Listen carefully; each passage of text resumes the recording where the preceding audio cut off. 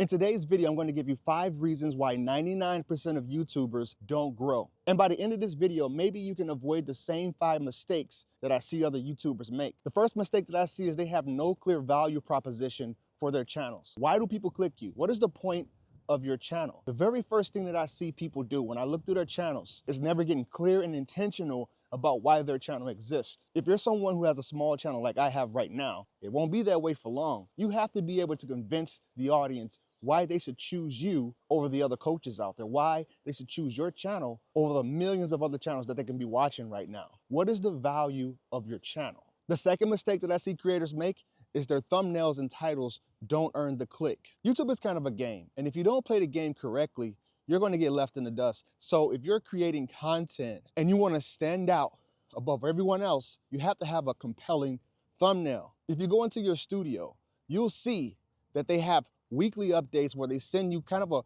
like a report card on what your channel's doing.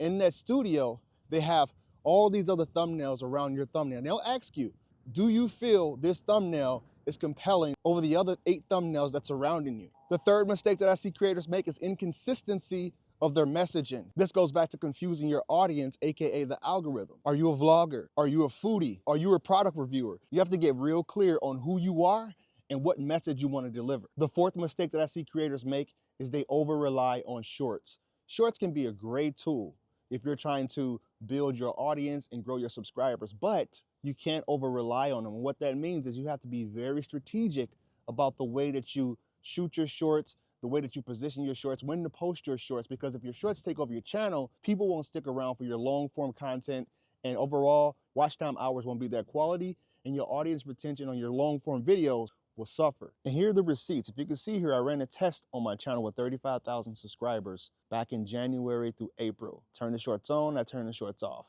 If you can see on the graph that when I turned the shorts off, my watch time increased a little bit, but when I turned the shorts on, it decreased a little bit. So this is actually the receipts behind why I chose to do YouTube coachings, because I want to myth bust some of the things that people have been telling you. Which leads me to number 5, low audience retention. If your videos are getting 25% audience retention, YouTube's not going to suggest your videos to any other audiences.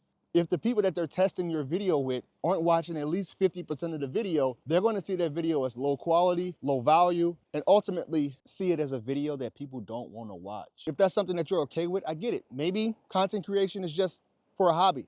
But if you're trying to get serious about YouTube, you have to make content that the audience want and not what you want. Thank you guys for taking this walk with me today, and I'll see you in another video.